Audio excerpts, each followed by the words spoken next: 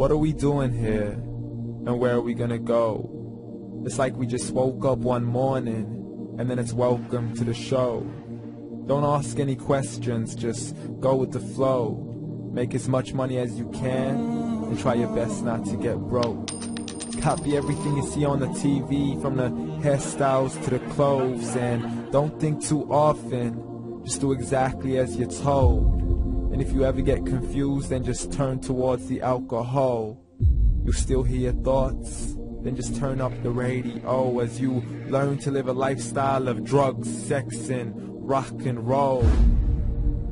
But in all honesty, I just need to know, is there more to the cycle than growing and getting old? Living and dying just to leave behind a happy home and a whole lot of property that somebody else is going to own.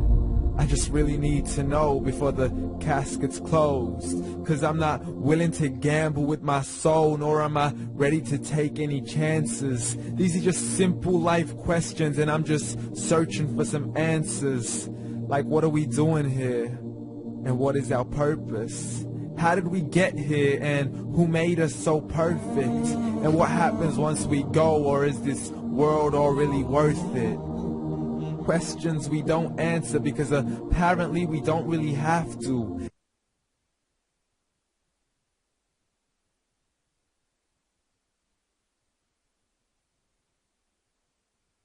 There's no purpose to this life and our existence is merely natural. Then in that case, please let me ask you, did you create yourself, or was it somebody else who had fashioned you? 'Cause you're a being that's impeccable, faultless and unparalleled. You're a product of supreme intelligence, and I'm merely being rational.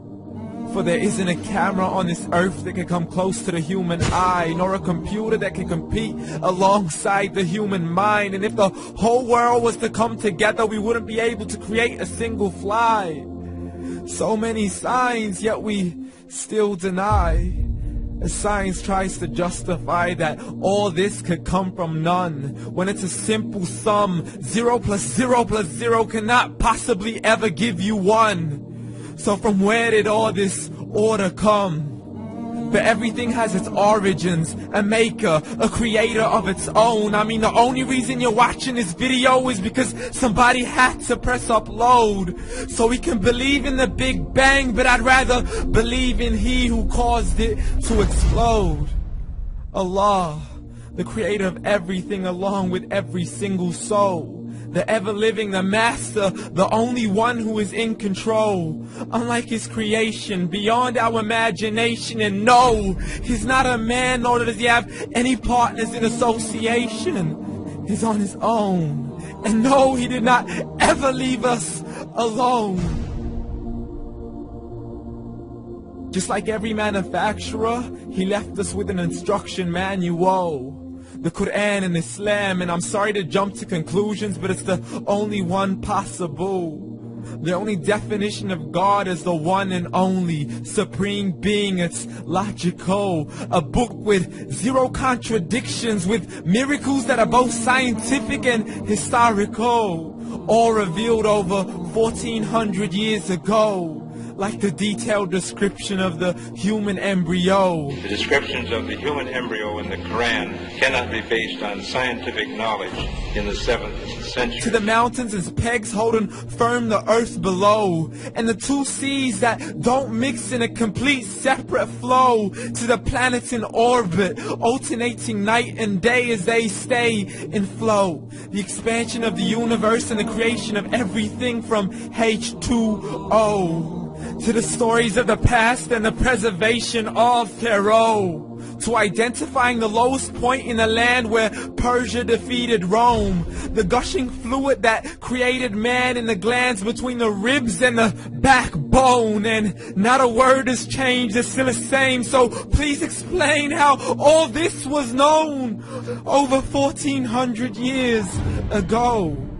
To a man who couldn't read or write, as he would recite whatever the angels spoke.